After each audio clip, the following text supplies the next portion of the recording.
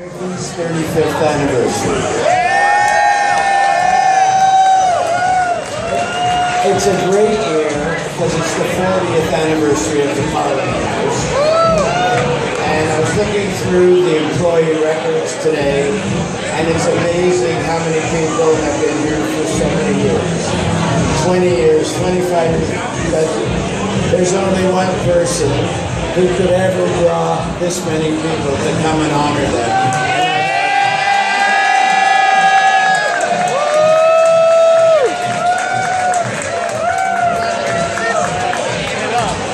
Vicki told me this year she's not going to read her speech.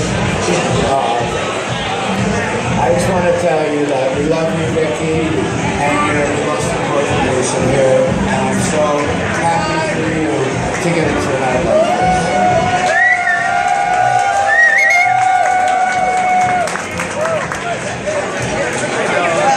Whenever we do one of these things, Don can wing it and I can't. I always have to read what I want to say. So, I wanted to thank all of you for being here tonight to share this special anniversary. And Bruce. A lot of you traveled a long ways to be here for this, and that means the world to me. I had people come from Ohio, flying from New York, drive up to Miami and Fort Lauderdale, and that is very touching. I've always loved being here at the Parliament House. There's nothing like it. I'm so glad that they've been here for all these 40 years. Every day, people come to see me and to listen to the stories I tell about the old days here, and lots of times about what just happened yesterday. Bill Miller and Mike Hodge gave us a great place to be together, to party and have fun.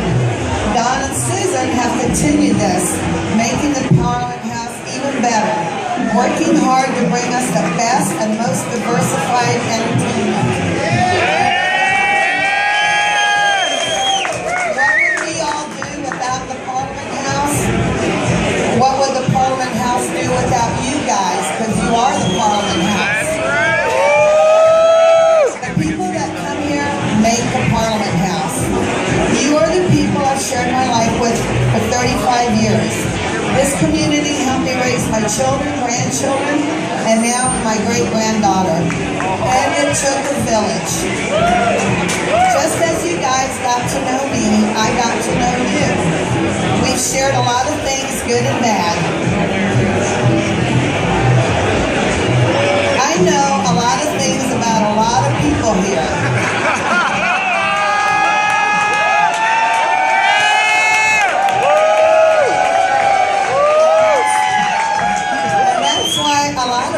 Are good friends.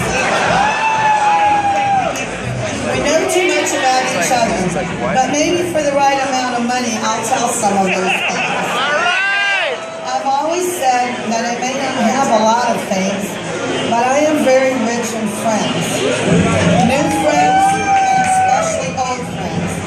I have a lot of very close friends, but I want to single someone out who made it very easy for me to come here to the Parliament House.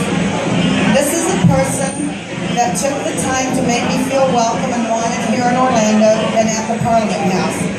He made it easy for me to get over being homesick for Tampa and to stay here. We don't always agree on everything, but we're friends, and friends can agree to disagree. He's the first person I call when something bad or sad happens, and the first person I share joyful, happy times with. Ron Stutter.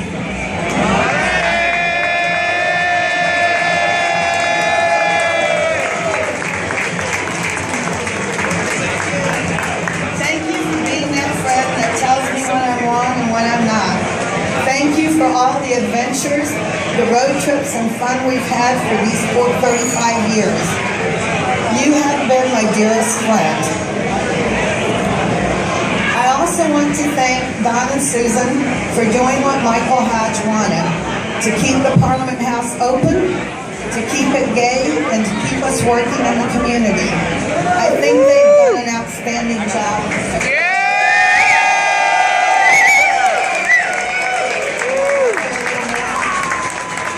One more year? Okay. And I thank everybody for for supporting me and for supporting the Parliament House. And now let's have a show.